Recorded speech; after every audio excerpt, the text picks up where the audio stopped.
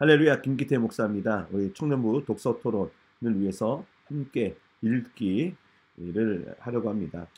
아무래도 바쁘니까 또 집중해서 읽을 시간이 또 많지 않고 또 읽다 보면 또 막히는 부분들이 없지 않아 있기 때문에 그 부분들을 함께 좀 해소하는 차원에서 이 영상을 찍습니다. 그리고 이 영상의 목표는 쉬지 않고 그냥 한 번에 쭉 가는 겁니다. 그래서 본문에 대한 설명을 최대한 간략하게 해보려고 합니다. 자, 그럼 바로 시작하겠습니다. 도덕의 세 요소입니다. 도덕의 세 요소. 지금 우리는 순전한 기독교, 그리고 제3부, 그리스도인의 행동, 그리고 그 중에 첫 번째 챕터인 도덕의 세 가지 요소, 세 요소를 보게 되는데요. 우리가 지난 시간에는 어디까지 갔죠? 그렇죠? 이 독자 중에 불신자, 믿지 않는 비신자들에게는 결정을 해야 된다. 하나님께서 지금 기다리고 계신다. 그 기다림이 영원하지 않다라는 부분으로 굉장히 좀 공격적으로 마무리를 쳤죠. 그리고 나서 제3부 그리스도인의 행동이라고 제목을 붙이고 이제 또 그 저자가 이야기를 펼쳐 나갈 텐데요. 자, 3부 제목 자체가 그리스도인의 행동이잖아요. 그러니까 그리스도인들은 비그리스도인들과 어떤 점에서 다른가, 세상을 이해하고 살아가는 방식이 어떻게 다른가, 그런 내용을 이야기할 것으로 충분히 우리가 짐작할 수 있습니다. 그리고 그 중에서 첫 번째 도덕의 세 가지 요소잖아요. 세 요소인데 이 도덕에 대한 부분은 이미 앞에 1장에서 여러 차례 얘기했죠. 도덕률. 이것은 모든 인간이 보편적으로 따라야 될 부분이다. 절대적인 것이다라고 이야기를 했습니다. 그러니까 사람마다 개개인의 차이가 아니라 모든 인류는 또 모든 세대는 사실은 똑같은 도덕적 이상을 바라고 있다. 그 부분. 그러니까 이건 크리스천이든 난 크리스천이든 누구든지 이 도덕에 대해서는 적용이 된다라고 앞에 얘기를 했고요.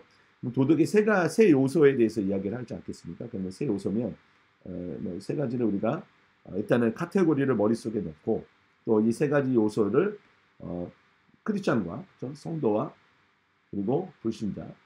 그러니까 오늘 좀 이렇게 좀 조금 강한 식으로 강하게 얘기를 할게요. 자, 이 도덕의 세 가지 요소를 그리스도인과 불신자들은 어떻게 이해하는 것이 다른가, 그렇죠? 어떻게 다른가 그 부분을 우리가 저자가 이렇게 논리적으로 펼쳐나갈 것을 충분히 기대할 수 있죠. 그렇죠? 지금까지 C.S. 루이스의 글을 우리가 여러 차례 읽어온 사람으로서 그렇게 얘기할 수 있지 않나 싶습니다.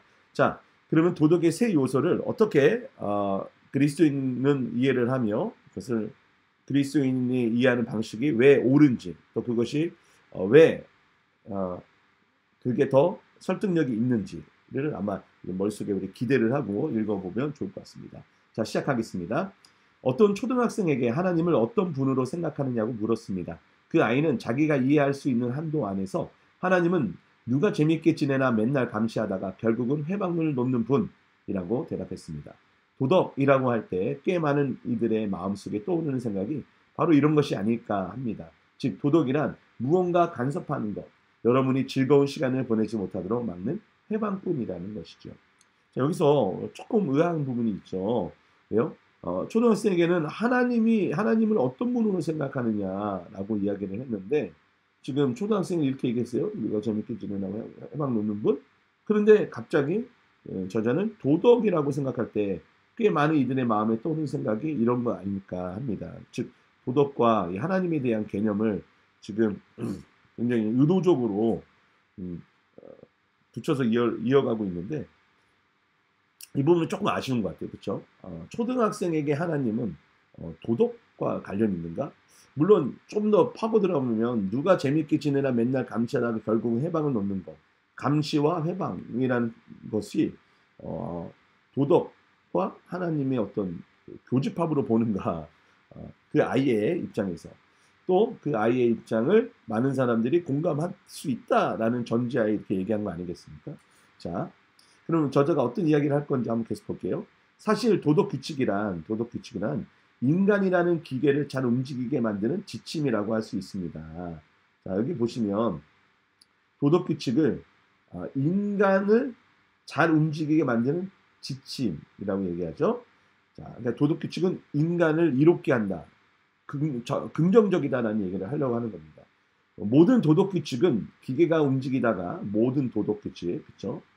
기계가 움직이다가 고장나지 않게 하려고 또 기계에 무리가 생기거나 마찰이 일어나지 않게 하려고 존재합니다. 그렇기 때문에 처음에는 이런 규칙들이 우리의 자연스러운 성향에 계속 간섭만 하는 것처럼 보이는 것입니다. 간섭하는 것처럼 보인다. 그렇지 않다는 거죠. 어떤 기계든 사용법을 배우려면 아니 그렇게 하면 안 돼요라는 지도교사의 지적을 줄기차게 듣게 마련인데 그것은 여러분의 기계 사용법이 자신의 눈에는 괜찮아 보이고 자연스러워 보여도 실제로는 기계를 작동시키지 못하는 경우가 많이 있기 때문입니다. 자, 자신의 눈에는 괜찮아 보이고 자연스러워 보이죠. 자, 이게 이제 이 규칙에 대해 이해의 정도의 차이에 따라서 누구에게는 이것이 나에게는 좋아 보이지만 어, 어떤 실제적으로는 작동시키지 못하는 그러니까 바르게 작동시키지 못하는 경우가 많다는 거죠. 그래서 자기 개인의 주관적인 것이 아니라 이것은 객관적인 상황으로 이어가야 된다라고 저자가 말을 하는 겁니다. 사람들 중에는 도덕 규칙보다는 도덕적 이상에 대해 도덕적 순종보다는 도덕적 이상주의에 대해 말하기를 더 좋아하는 사람이 있습니다. 자, 이 도덕을 이상과 어떻게 이어볼 수 있는가라는 겁니다. 이상주의, 그러니까 가장 좋다, 가장 온전한 부분들을 생각한다는 거죠.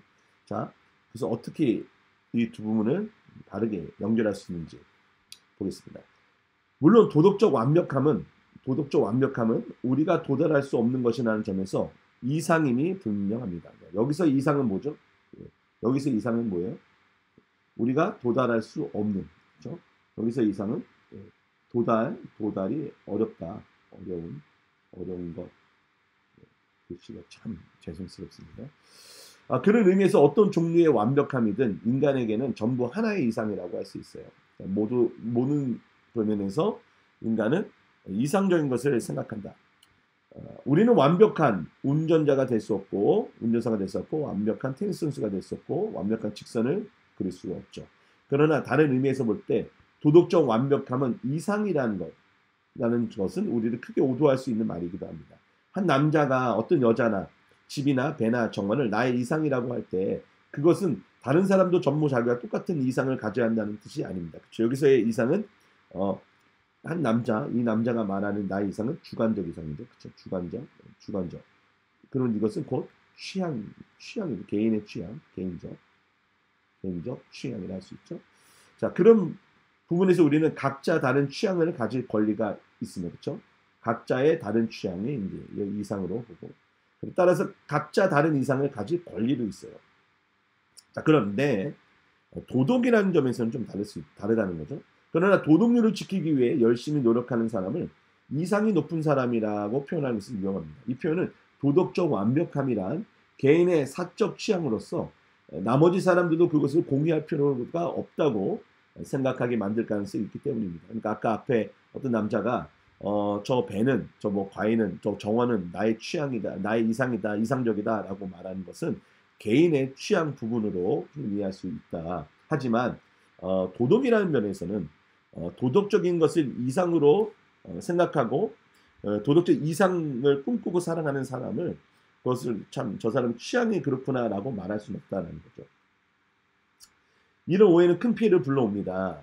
완벽하게 행동하는 것은 완벽하게 기어를 조작하는 것만큼이나 어려운 일일 수 있어요. 그러나 차의 속성상 운전하는 사람이라면 누구나 완벽한 기어 조작을 이상으로 삼게 되어 있듯이 인간의 속성상 인간이라면 누구나 완벽한 행동을 필수적인 이상으로 삼게 되어 있어요. 그렇죠? 그러니까 인간이라면 인간답게 사는 것, 완벽한 인간답게 사는 것을 당연히 이상적으로 생각해야 한다. 그래야 자동차가 올바로 기어가 들어가야 바르게 되듯이 말하는 거죠. 물론 기어 조작이 조금은 완벽하지 않더라도 자동차는 갑니다. 그러나 완벽한 기어 조작을 이상으로 삼아야 더 나은 운전을 할 수 있고 더 좋은 성능을 낼 수 있죠. 또 자기가 거짓말을 한 번도 하지 않고 거짓말을 좀 덜 하려고 노력하는 것이 아니라 음란한 짓을 절대 하지 않으며 음란한 짓을 좀 덜 하려고 노력하는 것이 아니라 횡포를 부리지 않으려고 횡포를 심하게 부리지 않으려고 노력하는 것이 아니라 노력한다고 해서 스스로 이상이 높다고 여기는 것은 더욱 위험한 일입니다. 그러니까 나는 거짓말하지 않아. 음란한 짓을 절대 하지 않아. 횡포를 부리지 않아. 이렇게 노력한다고 해서 나는 이상이 높다라고 여기는 건 위험하다는 거예요. 그걸 자랑으로 삼아서는 안 된다는 겁니다. 그러다 보면 목에 힘이 들어가기 시작하고 스스로 그런 이상주의에 대해 칭송받아 마땅한 특별한 인물로 착각하게 되기 쉽기 때문입니다. 당연히 이렇게 살아야 되는 것을 나는 그렇게 했다고 해서 나는 특별해, 나는 칭찬받아야 돼 라고 말할 수 없다는 거죠. 이게 이제 율법, 성경에 보면 율법주의자들, 그렇죠? 율법주의자, 뭐 바리새인들, 대표적인 게 바리새인도 이제 나오죠. 자기의 어떤 행위나 또 삶의 어떤 모습들이 더 나았다고 해서 다른 이들을 죄인으로, 나는 의인으로 생각하는 것. 근데 이건 하나의 그 이상에 대한 이해가 잘못됐다라고 적용할 수 있겠죠, 이 글로. 그러나 이것은 사실 자기가 계산을 할 때마다 정확하게 하려고 노력하니까 칭송받아야 한다고 생각하는 것이나 다를 바 없습니다. 그렇죠? 계산을 밥값을 계산하거나 뭐 콤비니에서 계산할 때 정확하게 했다고 해서 야 당신 대단하다라고 할 필요 없다는 거예요. 너무나 당연한 거죠. 숫자 계산을 완벽하게 하는 것은 분명 하나의 이상입니다. 계산을 하다 보면 아무래도 실수를 저지르게 마련이죠. 실수를 저지르니까요. 그러나 계산의 각 단계를 정확히 하려고 애쓴다고 해서 특별히 훌륭하다 수는 없습니다. 그러나 그렇게 하지 않는 것이 바보스러운 일이죠. 실수를 저지르면 결국 자기가 불편해지는 것이니까요. 마찬가지로 도덕적으로 실수를 저지르면 나중에 자기 자신은 물론이고 다른 사람들에게까지 불편을 끼칠 수 있습니다. 이 부분, 실수를 저지르면 이상적으로 행동하지 않으면 자기가 불편해요. 그리고 마찬가지로 도덕적 실수를 저지르면 나중에는 자기 자신은 물론이고 다른 사람들에게까지 불편을 끼칠 수 있죠. 자, 그래서 지금 도덕의 세 요소 중에 지금 두 가지 요소를 사실 여기서 지금 먼저 얘기를 하고 있는 겁니다. 도덕은 자기가 불편하지 않기 위해서, 두 번째 다른 사람에게 불편을 끼치지 않기 위해서. 자, 이상이나 이상주의 대신 규칙과 순종에 대해 이야기하면 이 사실을 스스로 상기하는 데 도움이 됩니다. 자, 이제 한 걸음 더 나아가 봅시다. 인간이라는 기계, 지금 인간을 하나의 기계로 비유를 한 거예요. 예. 왜 그러죠? 피조물이니까 그렇게 비유가 가능하다라고 본 것 같아요. 두 가지 방식으로 잘못될 수 있어요. 두 가지 방식으로 잘못될 수 있다. 자, 뭘까요? 하나는 개인들이 각기 따로 놀거나 충돌함으로써 서로에게 해를 입히는 경우로서 속임수를 쓰거나 횡포를 부릴 때 이런 일이 일어납니다. 자, 첫 번째 뭐라고요? 개인들이 각기 따로 놀거나 충돌함으로써 서로에게 해를 입힌다. 그렇죠? 서로에게 해를 입힌다. 그리고 속임수를 쓰거나 횡포를 부릴 때 이런 일이 일어납니다. 자, 속임수, 횡포 대표적인 게 있다는 거죠. 자, 다른 하나는 각 개인의 내부에 이거 중요하니까 개인의 내부에 무언가 문제가 생기는 경우, 즉 한 개인을 이루고 있는 서로 다른 부분들, 각기 다른 기능과 욕구들이 각기 따로 놀거나 충돌하는 경우입니다. 자, 사실 제가 아까 이 앞에서 이 두 가지가 이제 도덕의 세 요소 중에 이제 두 가지가 나왔다라고 하는데요. 자, 이 부분은 이제 좀 더 구체적으로 얘기하는 거예요. 그래서 첫 번째, 자, 도덕을 왜 지켜야 되냐? 인간이 왜 도덕을 잘 지켜야 되냐라는 건데, 첫 번째는 다른 사람들에게 서로 해를 입히지 않도록 한다는 거죠. 그래서 이제 아까 여기 앞에서 얘기했던 거하고 이제 약간 순서가 바뀌었지만 속임수를 쓰고 횡포를 부린다는 거. 즉 나는 괜찮고 남에게 해를 입힌다. 그러니까 남을 해를 입힘으로써 나는 유익을 얻으려는 잘못된 도덕적으로 잘못했다라고 할 수 있는 거죠. 이런 거 사기꾼들 이렇게 얘기하는데 나는 편해, 나는 행복해, 나는 많은 부를 누려. 그러나 다른 사람에게 해를 끼치는 거죠. 그래서 그런 것을 막기 위해서 도덕이 필요하다. 그 얘기를 이제 하는 겁니다. 다른 하나는 뭐죠? 자기 자신, 인간의 개인적으로 내부 안에서의 문제가 일어나는 거. 예를 들면 사기꾼들 보세요. 자기 안에 뭔가 잘못되어 있는 거 아닙니까? 근데 그런 것들을 고쳐야 한다라는 거죠. 자, 이제 구체적인 비유를 예를 드는데 C.S. 루이스를 우리가 좋아하는 이유 중 하나가 이 비유를 아주 적절하게 든다라는 거죠. 볼게요. 인간을 편대를 지어 항해하는 선단에 비유하면 항해하는 선단 큰 배를 배를 비유하자면 이 점이 더 명확히 이해될 것입니다. 항해가 성공하려면 성공하는 거. 예. 그러니까 항해가 성공하는 건 항해의 기본적인 목표이죠. 이상이라는 겁니다. 이상. 객관적으로 보는 이상. 자, 무엇보다 먼저 배들이 서로 충돌하지 말아야 합니다. 그렇죠? 배들이 서로 충돌하지 않아야 되죠. 충돌하면 항해에 실패해야 합니까? 그리고 다른 배의 항로를 방해하지 말아야 됩니다. 다른 배의 항로를 방해하지 말아야 돼요.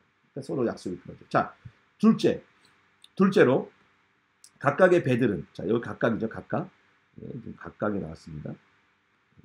자, 각각의 배들은 항해에 적합한 조건을 갖춰야 돼요. 각각 배들은 항해에 적합한 조건을 갖춰야 되고 양호한 엔진 상태를 유지해야 합니다. 사실 이 두 가지 사항 뭐죠? 서로 부딪히지 않고 충돌하지 않아야 되고 각각의 배는 양호한 엔진 상태든 적합한 조건을 갖춰야 돼요. 이 두 가지는 뗄래야 뗄 수 없는 관계죠. 만약 배들이 서로 충돌을 거듭한다면 머지않아 항해에 적합한 조건을 상실하게 될 거고 반면에 각 배의 조타 장치에 이상이 생기면 배들은 충돌을 면할 도리가 없겠죠. 근데 조정이 안 되고 배가 막 마음대로 조정이 안 되는 문제가 있다 그러면 당연히 첫 번째 그 조건에 부합되는 거죠. 네. 자, 또는 인류를 어떤 곡을 연주하는 악단의 비유에도 좋겠습니다. 자, 두 번째 비유 나오죠. 연주하는 악단이에요. 악단.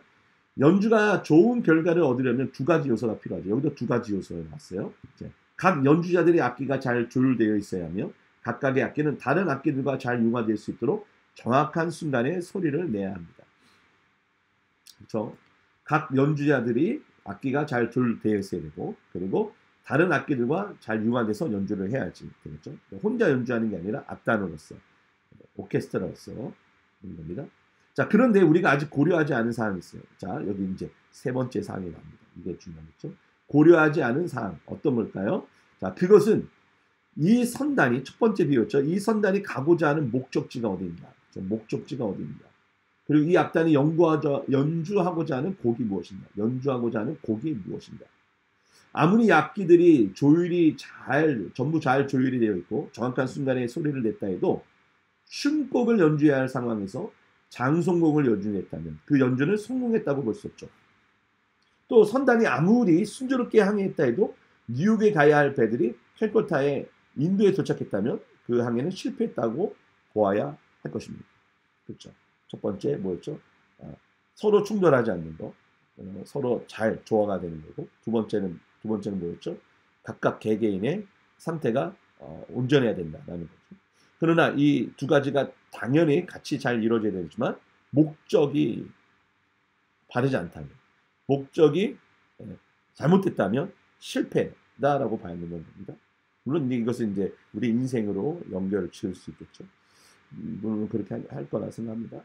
이처럼 도덕은 세 가지 사항과 관련 있습니다. 자, 세 가지가 됐죠. 아까 두 가지는 세 가지로 됐습니다. 첫 번째, 도덕은 각 개인이 서로 공평하게 처신하며 조화를 이루는 일과 관련돼 있고 두 번째, 각 개인의 내면에 있는 것들을 정돈 또는 조화시키는 일. 세 번째, 인류의 삶 전체가 지향하는 보편적인 목적, 즉 인간은 무엇을 위해 창조되었는가? 선단이 가야 할 경로는 무엇인가? 악단 지휘자가 연주하는 곡은 무엇인가 하는 문제와 관련되어 있습니다.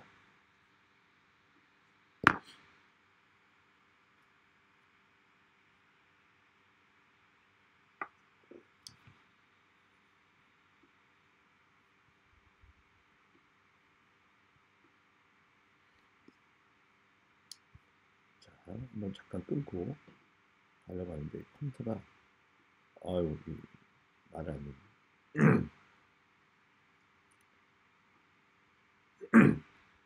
자, 여러분은 현대인들이 거의 언제나 첫 번째 사항만 생각할 뿐 나머지 두 가지 사항을 잊고 있다는 사실을 알 것입니다. 그렇죠?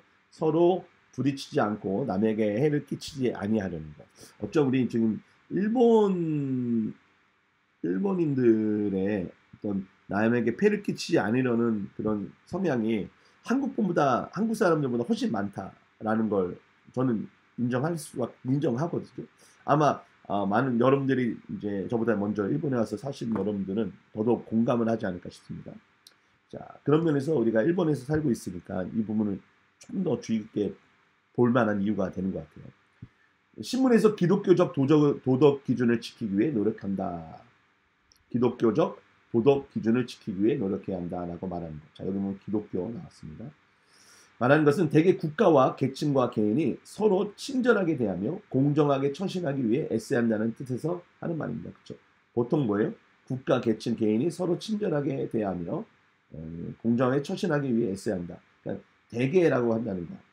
기독교를 그런 식으로 이해해야 한다라고 이제 사람들은 얘기한다는 거죠. 즉, 첫 번째 사항만을 생각하는 것이지요. 어떤 일을 하고 싶을 때 다른 사람에게 해를 끼치는 일은 아니니까 괜찮아 라고 말하는 사람도 오로지 이 첫 번째 사항만을 생각하는 것입니다. 옆배와 충돌하지만 않으면 자기 배의 내부 상태야 어떻든 중요하지 않다는 것이죠. 저는 이 부분이 조금 좀 가슴을 좀 찡하게 하는 것 같습니다. 다른 사람들 보기에는 굉장히 잘 살아 보이는 것 같고 썩 괜찮은 것 같고 나이스해 보이지만 그 내부 상태는 썩을 대로 썩거나 깊은 상처로 인해서 고통 가운데 있는 사람들이 오늘날 현대인 가운데 또 특히 젊은 청년들 여러분들 가운데도 많이 있지 않을까 생각을 합니다. 사실 도덕에 대해 생각하기 시작할 때 첫 번째 사항인 사회적 관계부터 생각하는 것은 아주 자연스러운 일입니다. 자, 첫 번째는 사회적 관계라고 표현을 이렇게 용어를 정리를 내렸어요. 이 부분에서 벌어지는 부도덕한 짓들은 식별하기도 쉬울 뿐만 아니라 직접적으로 매일 우리에게 고통을 주기 때문이죠. 자, 첫 번째 사회적 관계에 대해서 우리가 자연스럽게 생각하는 이유는 뭐냐? 자, 식별하기 쉬워요. 그죠? 부도덕한 짓들은 식별하기 쉬워요. 그리고 직접적으로 우리에게 고통을 주기 때문이죠. 그러니까 다른 사람이 나에게 피해를 끼치고 다른 사람이 나를 거짓말한다든지 내가 누려야 될 권리를 누리지 못하게 한다는 거. 그렇죠? 이렇게 되면 바로 식별도 가능하고 내가 고통을 느끼기 때문에 이것은 우리가 사회적 관계를 빨리 해결해야 한다는 그런 생각이 가장 먼저 드는 건 자연스럽다라는 거죠. 전쟁과 가난과 부정부패와 거짓말, 비열한 짓들처럼 말입니다. 게다가 첫 번째 사항에 관한 한 사람들의 의견이 갈릴 이유가 거의 없어요. 그렇죠? 여기는 이게 좀 재미있는 것 같아요. 이게 루이스가 자, 첫 번째 사항에 관한해서 사람들의 의견이 갈릴 이유가 전혀 없어요. 인간은 서로 간에 정직하며 친절하며 도움을 줘야 한다는 것은 모든 시대, 거의 모든 인간들이 동의해온 이론적으로는 그런 바이기 때문입니다. 그렇죠? 이게 이제 앞에서 도덕률을 설명할 때 절대적이고 보편적인 이유에 대해서 얘기했던 것입니다. 자, 그러나 첫 번째 사항부터 생각하게 되는 것이 아무리 자연스러운 일이라 해도 그렇죠? 이게 자연스러운 것이라고 앞에 지금 얘기했죠. 자연스러운 일이다 앞에서 설명한 거예요. 그래도 도덕에 대한 생각이 이 지점에서 멈추고 만다면 아예 생각을 시작하지 않은 것이나 다를 바가 없어요. 그렇죠? 도덕에 대한 생각, 지금 이 글이 도덕에 대한 생각을 이야기하는 건데 자기는 여기서 멈추지 않는다. 여기서 이 앞에 것만 생각하는 것은 옳지 않다 라고 얘기하는 겁니다. 자, 여기에서 도덕의 두 번째 사항, 각 인간의 내면을 정돈하는 일로 나아가지 않는 것은 자신을 속이는 것입니다. 두 번째 사항, 즉 각 인간의 내면을 정돈하는 일.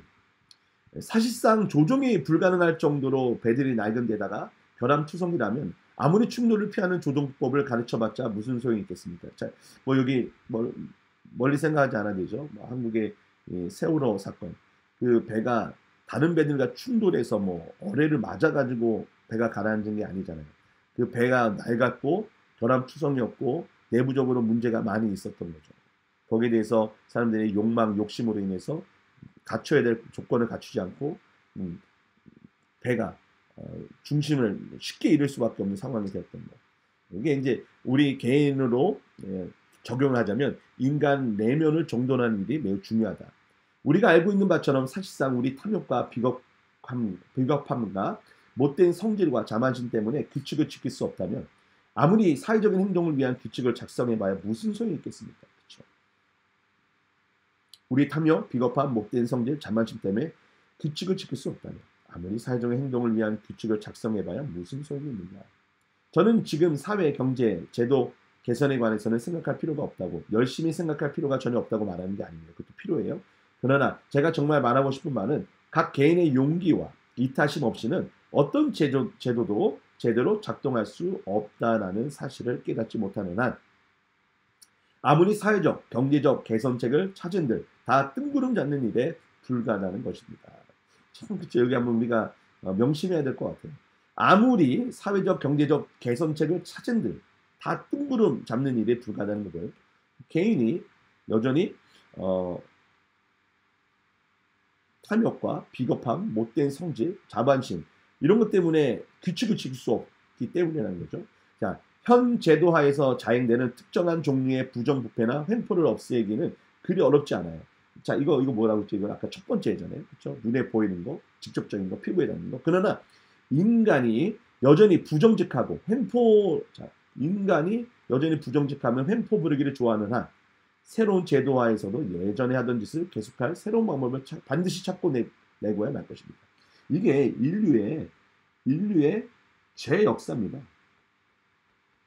죄의식이 없다는 것, 이것은 사실 개인 내면의 세계를 눈 감고 있다는 거예요. 나는 죄인이 아니야 라고 생각하는 거. 그래서 왜? 난 죄인이 아니다라고 생각하는 건 첫 번째 사항이잖아요. 첫 번째 사항. 난 다른 사람에게 폐를 끼치지 않아. 다른 사람에 해를 끼치지 않아. 그런데 중요한 건 뭐예요? 해를 끼치지 않는 것이 문제가 아니라 내 자신이 고장나 있고 내 자신의 문제가 있다면 올바른 항해를 할 수 없고 인간다운 삶을 온전히 이루지 못한다라는 겁니다. 그러니까 이 부분은 사실 죄의 속성, 인간이 죄로 인해서 자기 스스로가 이미 내면 안에서 무너져 내렸고 이미 고장이 났다라는 부분을 얘기하는 것이죠. 법으로는 인간을 선하게 만들 수 없습니다. 그리고 인간이 선해지지 않는 한 사회는 좋아질 수 없습니다. 법으로는 인간을 선하게 만들 수 없다. 이게 법은 1차적인 것이지만 인간을 선하게 만드는 건 이 두 번째에 관한 내용이다라는 거죠. 인간이 선해지지 않는 한 사회는 좋아질 수 없어요. 그러니까 2번이 충족이 안 되면 1번도 되지 않는다. 순서가 사실 이게 더 중요하다라고 얘기하죠. 이것이 우리가 두 번째 사항, 즉 개인의 내면에 있는 도덕에 관해 생각해야 되는 이유입니다. 점점 깊이 우리를 독자들을 끌고 가죠. 자, 그러나 이 두 번째 사항까지만 이야기해서도 안 된다고 생각합니다. 그러면 뭘 얘기하죠? 지금 세 번째 사항에 대해서 이야기를 하겠다라는 거죠. 잠시 물 좀 마시겠습니다. 우리는 우주에 관해 어떻게 달리 믿느냐에 따라 행동도 달라지는 이야기를 해야 합니다. 그렇죠? 좀 더 세 번째 이야기, 우주에 관해 어떻게 달리 믿느냐에 따라 행동도 달라진다. 이게 아주 중요한 겁니다. 믿음에 따라 삶이 달라지고 믿음에 따라 행동이 달라진다는 겁니다. 그렇죠? 우리 그리스도인들은 이 부분을 잘 깊이 명심하고 읽어야 될 것 같아요. 그리스도인과 비그리스도인의 행동이 왜 달라집니다. 무엇 때문에 다른가? 바로 우주에 관해 어떻게 달리 믿느냐에 따라 달라진다라는 게 루이스가 우리에게 건네주는 좋은 교훈입니다. 자, 얼핏 생각하기에는 굳이 거기까지 갈 것 없이 지각 있는 사람이라면 누구나 동의할 만한 데까지만 말하는 것이 그야말로 지각 있는 행동처럼 보입니다. 첫 번째, 두 번째만으로 충분하다고 생각하는 사람들이 있을 겁니다. 그러나 그것이 과연 가능한 일일까요? 첫 번째, 두 번째만으로 그게 과연 가능할까요? 종교는 사실에 관한 일련의 진술, 즉 참이거나 거짓일 수밖에 없는 진술들과 관련되어 있다는 점을 기억하십시오. 만약 그 진술들이 참이라면 인간이라는 선단의 바른 항해가 무엇이냐에 대해 일단의 결론이 나올 것입니다. 물론 그 진술들이 거짓이라면 아주 딴판의 결론이 나오겠지요. 예를 들어 다른 사람에게 해가 되지 않는 일은 잘못이라고 할 수 없다라고 말하는 사람의 경우 다시 생각해 봅시다. 자, 첫 번째 사항만 이야기하는 거죠. 12시네요.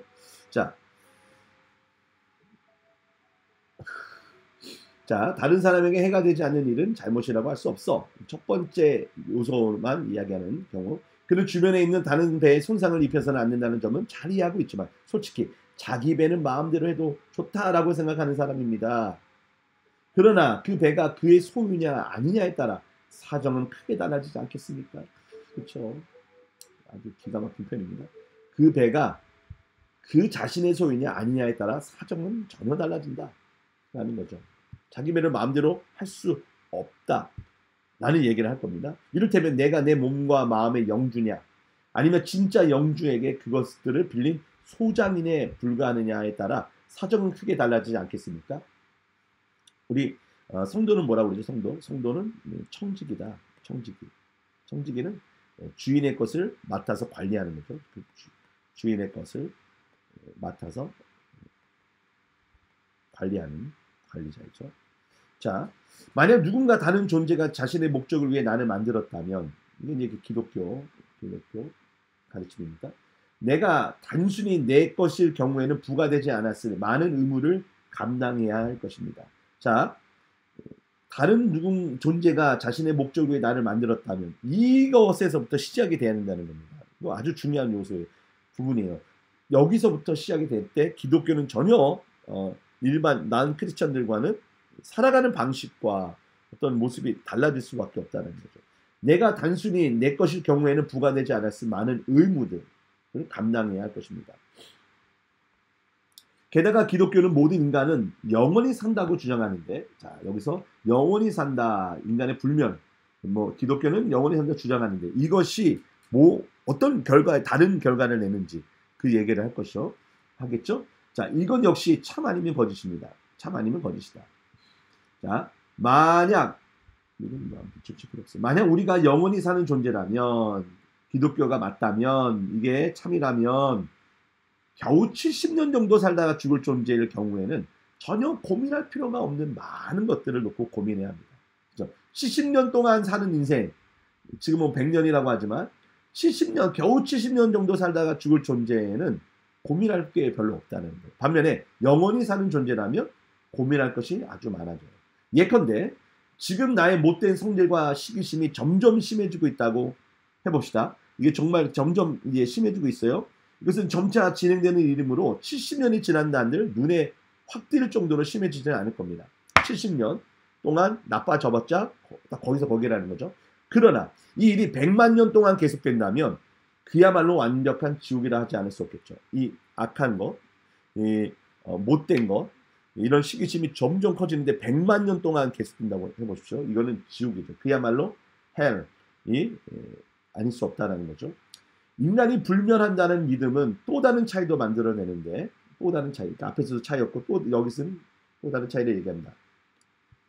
이 차이는 전체주의와 민주주의 간의 차이와 관련이 있어요. 만약 각 개인이 정치에 관련된 걸 얘기하죠. 만약 각 개인이 겨우 70년만 살다 죽는다면 아마 1000년 동안은 계속될 국가나 민족이나 문명이 개인보다 더 중요할 겁니다. 그러나 70년 살면 뭐예요? 개인이 중요하다는 거죠. 그러나 기독교가 참이라면 영원히 산 인간에 대해 국가나 문명의 생명은 겨우 한순간에 불과하므로 각 개인은 국가나 문명보다 단순히 더 중요한 존재에 그치는 것이 아니라 아예 비교가 불가능할 정도로 중요한 존재로 격상합니다. 자, 제가 앞에 설명을 조금 혼란스럽게 한 것 같은데요. 자, 이 70년 동안 살아가는 그런 인간, 70년 동안 살아가는 인간은 자, 아마 1000년 동안은 계속될 국가나 민족이나 문명이 개인보다 더 중요할 거라는 거죠. 그래도 국가는 1000년 정도는 되지 않겠냐. 그러니까 이 문명이 개인보다 더 중요하게 여겨진다라고 본다는 거죠. 그런데 이제 또 역설적으로 인간이 70년 살다가 죽는데, 그렇죠? 뭐가 그렇게 중요하게 여겨지겠어요? 그런데 지금 이제 국가와 나라에 대한 이야기를 지금 포커스를 맞추고 있어요. 자, 그런데 기독교가 참이라면 영원히 살 인간, 그렇죠? 인간은 영원히 살기 때문에 이 땅에서의 국가 문명 1000년밖에 안 되는 그거보다 더 오래 영원히 사는 존재이기 때문에 비교가 안 된다는 것이죠. 그렇죠? 그러니까 이 땅에서의 문명, 국가, 정치 이런 것보다 인간은 그것을 더 초월한다. 그러니까 정치에 대한 또는 경제 체제에 대한 기독교인의 더 큰 관점, 거시적인 관점을 보여준다라는 겁니다. 제가 아까 설명을 좀 혼란스럽게 한 부분이 있는데 그건 여러분들이 좀 잘 분리해서 이해하리라 믿습니다. 이처럼 도덕에 관해 생각할 때는 이 세 가지 분야를 모두 생각해야 합니다. 모두. 인간과 인간의 관계, 각 인간의 내부에 있는 것들, 인간과 인간을 만든 힘과의 관계를 생각해야 하는 겁니다. 자, 인간을 만든 힘의 관계, 즉 신과의 관계를 얘기하죠. 첫 번째 분야에서는 우리 모두가 협력할 수 있습니다.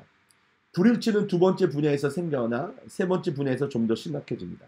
바로 이 세 번째 분야에서 기독교의 도덕과 비기독교의 도덕 사이에 주된 차이가 생겨납니다. 자, 이 이야기를 사실 지금까지 하려고 했던 거죠.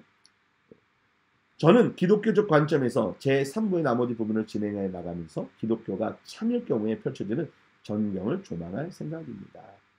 너무 재밌어요. 그렇죠? 여러분들도 좀 재밌게 봤었으면 합니다. 자, 그러면 여러분들 내일 우리 독서 토론할 때 이 내용을 좀 더 심도 있게 이야기를 나눠보도록 하겠습니다. 끝까지 시청해 주셔서 감사합니다. 샬롬.